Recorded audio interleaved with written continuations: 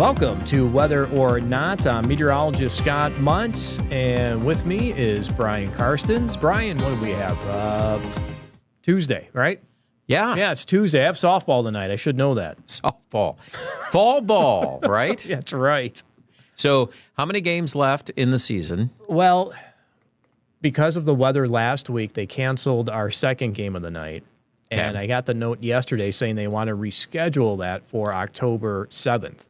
And from the conversation we had yesterday, we were thinking that we could get a hit of cold air October 7th. So on the text chain, I said, it is going to be very cold that day. I'm thinking to myself, do I really want to show up and play one game if it's cold? Yeah. Not probably the most fun experience at the end. No. So, but today's a nice day. Maybe it'll work out, too, where that'll be right ahead of the Arctic cold front. So it'll be a warm evening. Oh, you're already bringing that in, the Arctic front.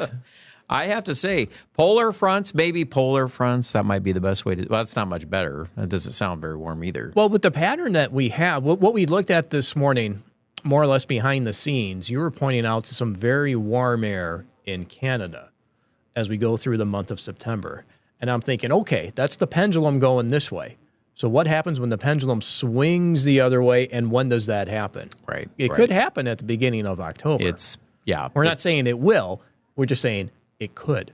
So we get to watch it. But in the short-term forecast, we've had some more, I would say, summer-like weather returning. We've had thunderstorms, and we've been tracking that during the day today. Some of you have been dumping out some pretty nice rain gauge reports. Yes, during the day. have. Yeah, in our outline today, we'll talk about our warm and humid conditions that are continuing this week. Storm chances, as Brian mentioned, we had a couple of those move through this morning. Periods of heavy rain. We saw that on our Laverne live cam too, Brian.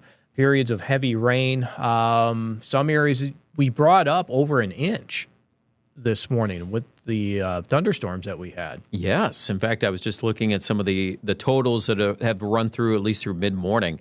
One thing about this product that I really think is important to point out, too, is that we have some special tools that look specifically at what we call dual polarization radar. Okay, so Doppler, we'll throw that term around, Doppler radar. In other words, that pertains to how the machinery, the equipment, detects the precipitation, and there's some things that go into the science of that.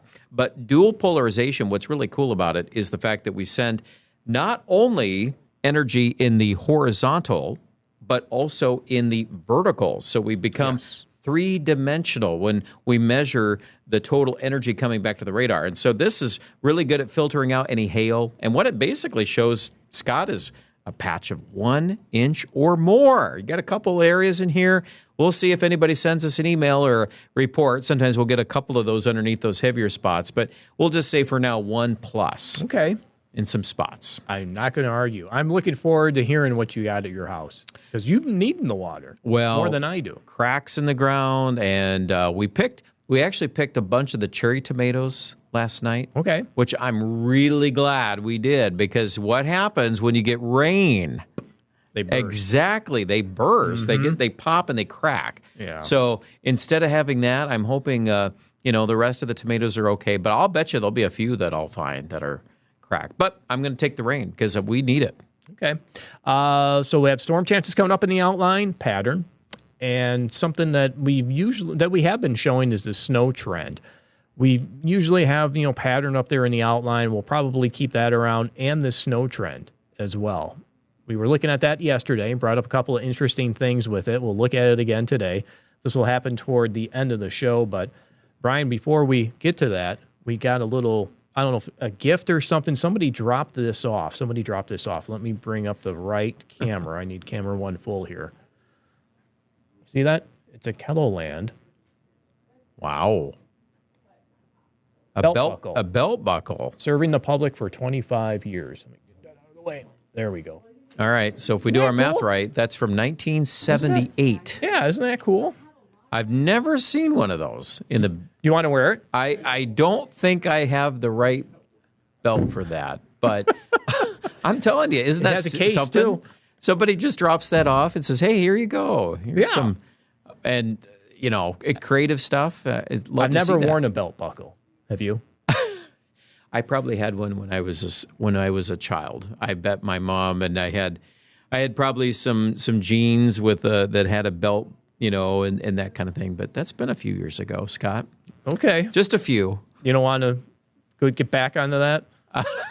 No, I'll probably pass, but I'll say this, that keep that around because I'm sure. I'll leave it up in the storm center. What we should do is we take that one camera 2. We should have, we got Captain 11 there. We have the KELOLAND coffee mug there. Right. We should probably put this belt buckle somewhere. There you go. Could add that into the mix and. Don't need a stand for it. Well, fun stuff, and we appreciate it when people think of us like that. It's always neat seeing that stuff too. Lots of history too. I love history. So there you go. 25 years, and that's what we were doing. 1978. Passing out belt buckles. People had a problem with their pants falling down or something. I don't know. Stay with us. We have a lot to talk about on this latest edition of Weather or Not.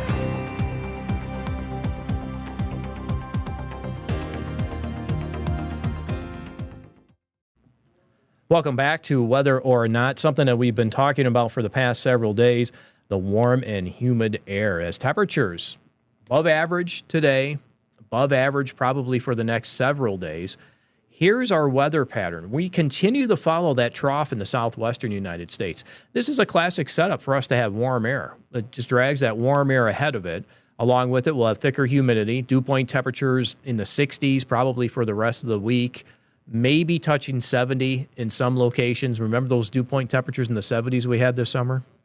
I do. But the one difference, too, as we get into September is we're losing daylight, which means our sun angle is not quite as direct, and hopefully it doesn't feel quite as hot. We haven't mentioned the heat index forecast yet. Might have to touch on that, maybe. Well, we do have air. Well, we hit 90 yesterday in Rapid City.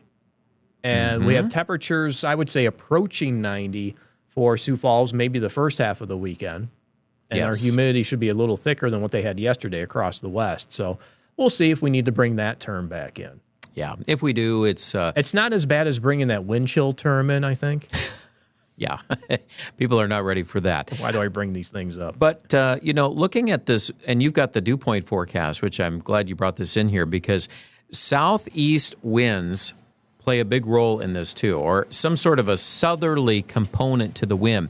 It's pretty much every day through the weekend, and quite honestly, we'll see where even early next week stands. We might be in this regime for several days. We'll just put it that way. And look at those dew points toward Watertown, Aberdeen, 68 degrees. How about Pierre and Winter? Lower 70s are showing up there. Now, this is on the model. This is just a model run of what it thinks will happen with our dew point temperatures as we go through this week. But anyway, you look at it, it looks like the humidity will be around with these thicker dew point temperatures, and even going through this weekend, we'll stay in the 60s in central and eastern KELOLAND. And notice that drier air into western South Dakota.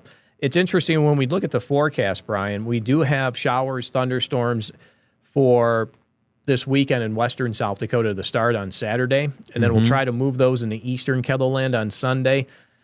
You know, what sometimes happens as these troughs dig, they get delayed. Things get delayed. So that could happen, too, where we can stay dry and warm throughout the weekend in eastern South Dakota, while western South Dakota can get their rain, which will be beneficial rain still.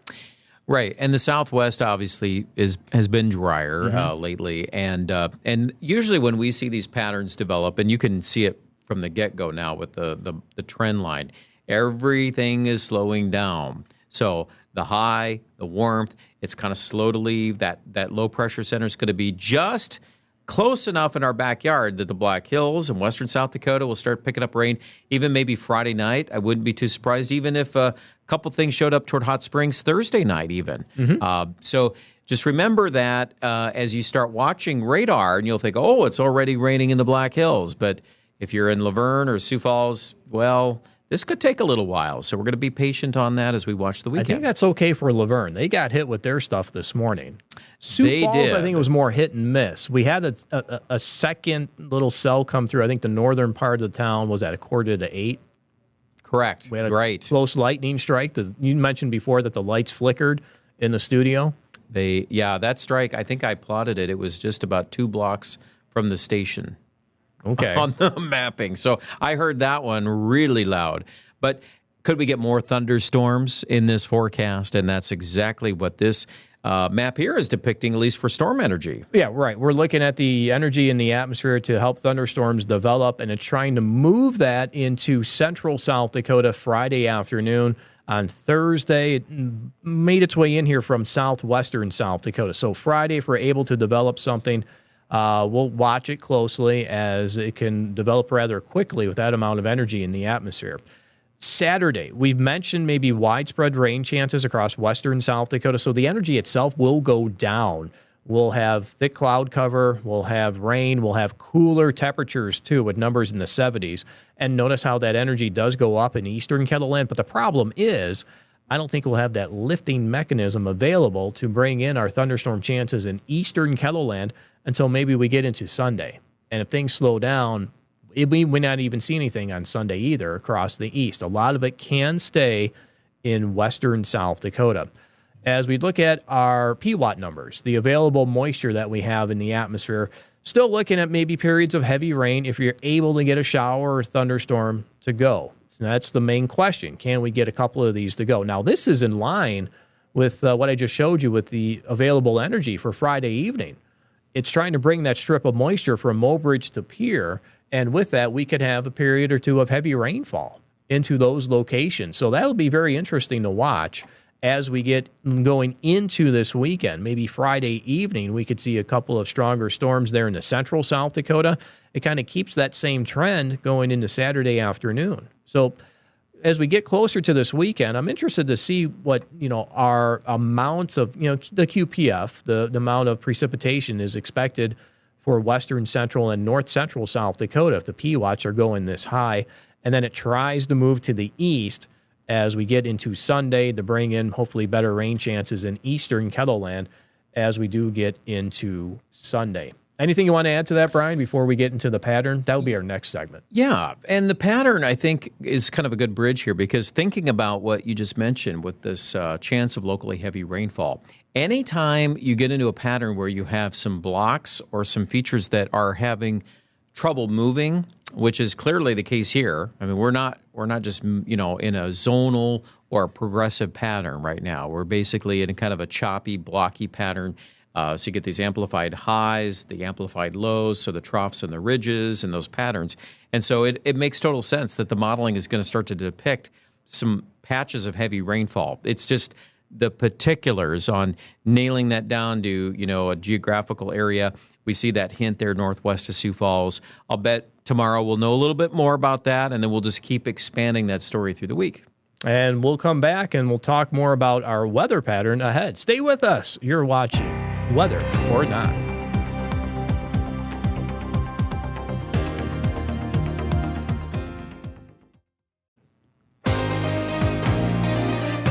Welcome back to Weather or Not. It's time to talk about the weather pattern ahead, Brian. And you've got a couple of interesting features to show. Well, and you look at the pattern, and we just came, of course, going into the break, we were talking about the amplification of these ridges and troughs and kind of this wavy pattern.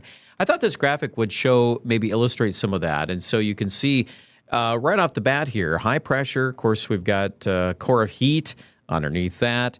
And the reason it looks like this is because this map, when you see the orange colors and the yellows versus green or blue or other colors, this has to do with the thickness of what we call in meteorology the height levels in the mid-levels part of the atmosphere. So it gives us a benchmark on how the atmosphere is behaving.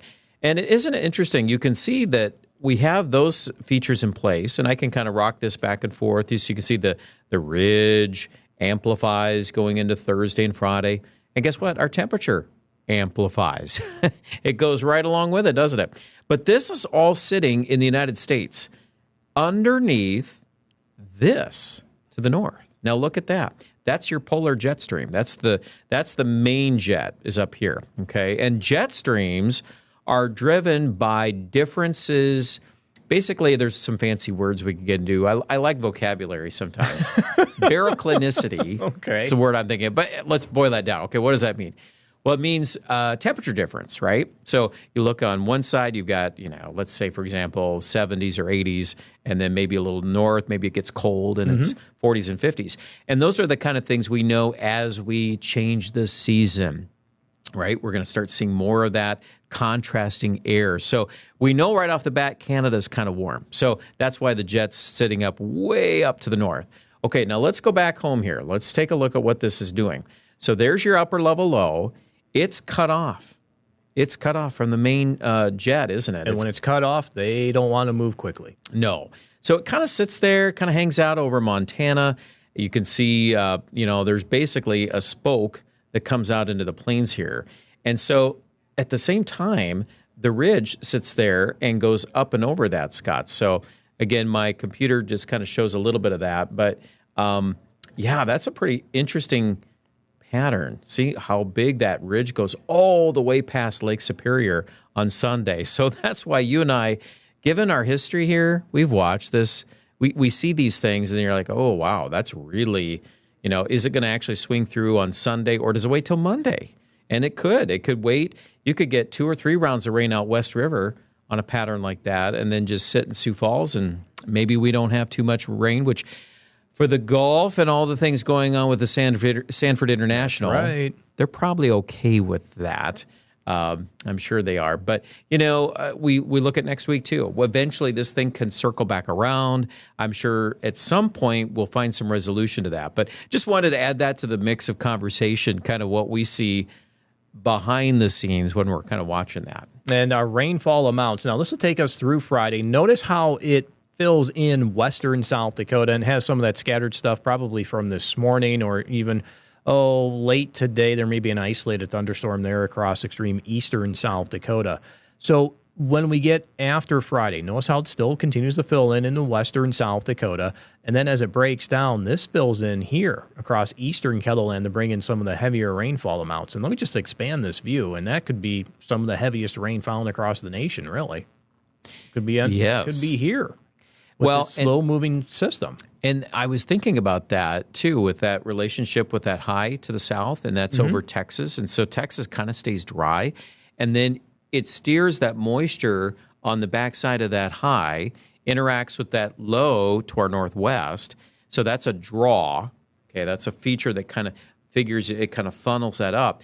Let me put out a wild card on the table. Just because it's September. What is September? It's tropical season in the Gulf and both the Atlantic and the Pacific basins.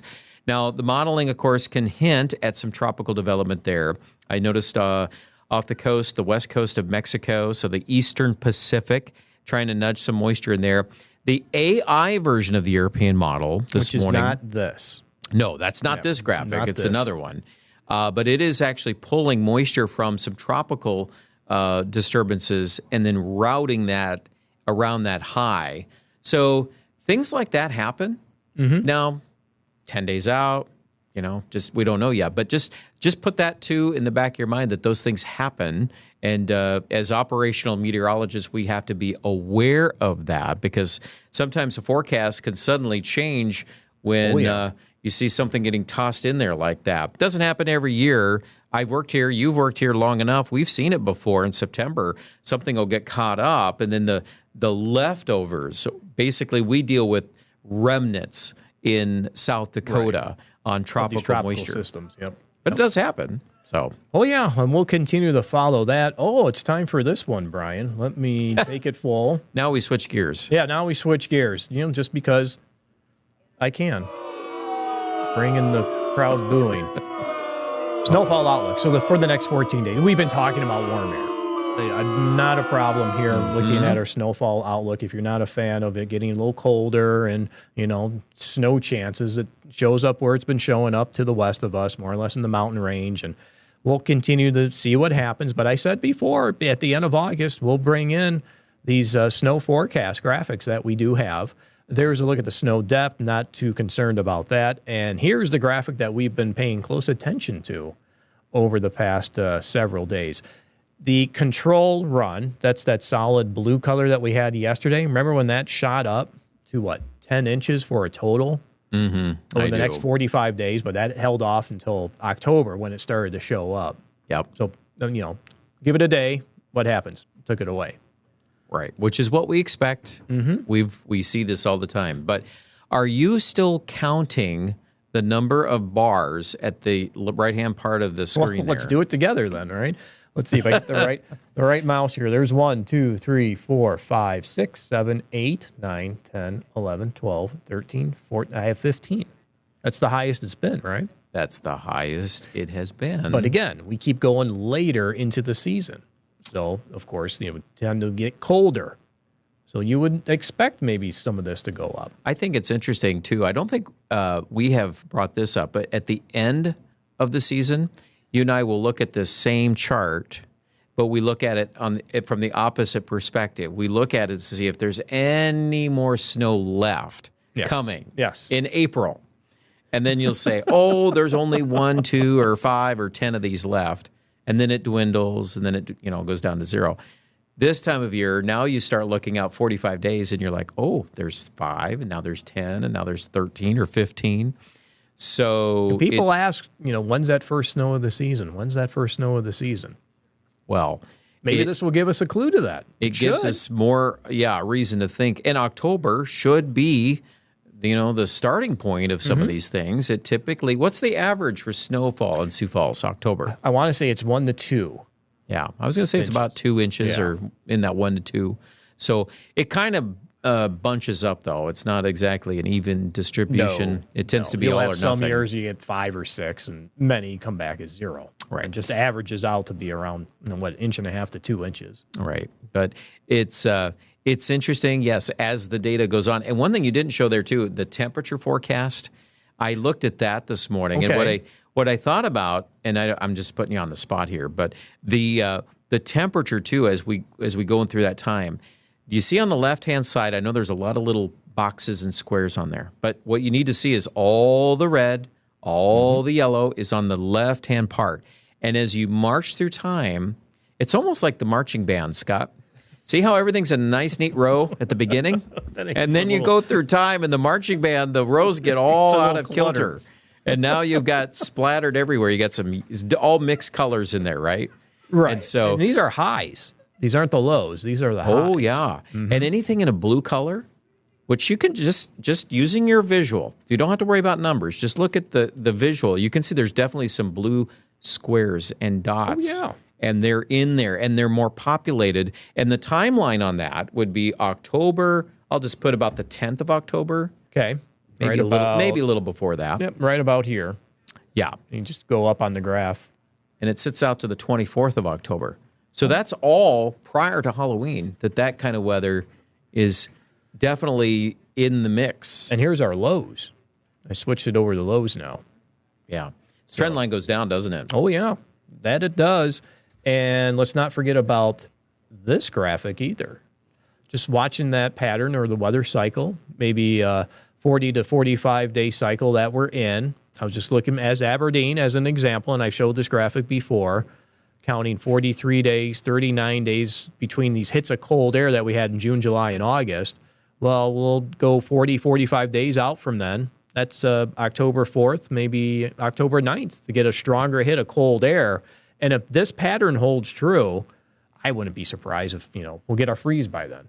Well, right. We already have had frost, so it's almost a shoo-in. If you get a strong front by that point, you would consider the growing season probably to be done. So my best advice on gardening, we were just bringing that up actually at the house yesterday about, well, when's the next time it's going to, could it frost or freeze soon? And I said, no, it's... But you didn't talk about snow. No, we didn't talk about snow, but at least we figure our tomatoes are safe for a while. And Get those cherry tomatoes. Get those cherry tomatoes, though. Yeah, but enjoy the warmth, enjoy the summer weather, and then we'll just keep chattering about, what could be coming in October. Okay, we'll continue to follow it, as I'm sure everybody else will continue to follow us and talk about it as well. That's it for this latest edition of Weather or Not. Thank you for joining us.